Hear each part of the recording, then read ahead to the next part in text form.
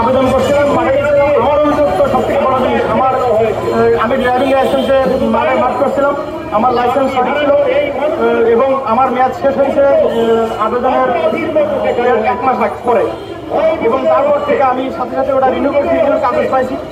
যেমন আপনার driving licence তো রিনিউ করলে সাথে সাথে আপনার দেয় না, কার্ড দেয় না।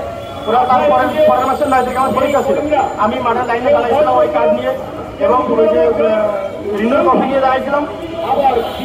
আমার রিনিউর কপি সহ এটা দেখে আমাকে বাদ দিয়েছিল।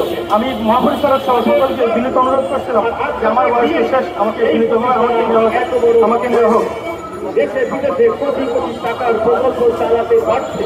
এবং আমাকে এখান থেকে কোনো প্রকার না নিয়ে আমাকে ড্রাইভিং লাইসেন্সের মূল কাজ লাগে, যেহেতু রিনিউ করলে তো 6 মাস 1 বছর লাগে। আমি পরের সপ্তাহে পরীক্ষা ছিল, পরীক্ষাটাও দিয়ে আসছি।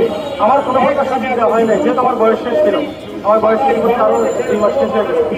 তারপর থেকে ইতিমধ্যে দুর্ঘটনা আছে যে ফায়ার সার্ভিসের বিভিন্ন অনিয়ম চলছে, বিভিন্ন টাকা পয়সা লেনদেন চলছে। পরীক্ষার সময় প্রশ্ন ফাঁস হয়েছে, অনেক লেখালেখি দেখতেছি।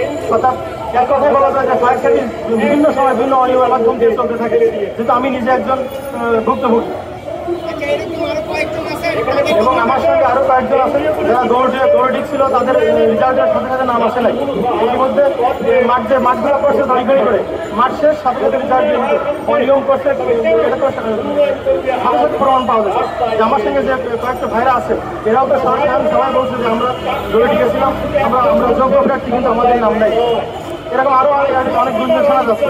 অতএব দুর্নীতির শিকার আমরা এই নিয়োগকে বাতিল চাই এবং নতুন করে নিয়োগ দেওয়ার ব্যবস্থা করুন, এই দাবিদার জানায় আমি আমার কাছে এখানে শেষ করছি।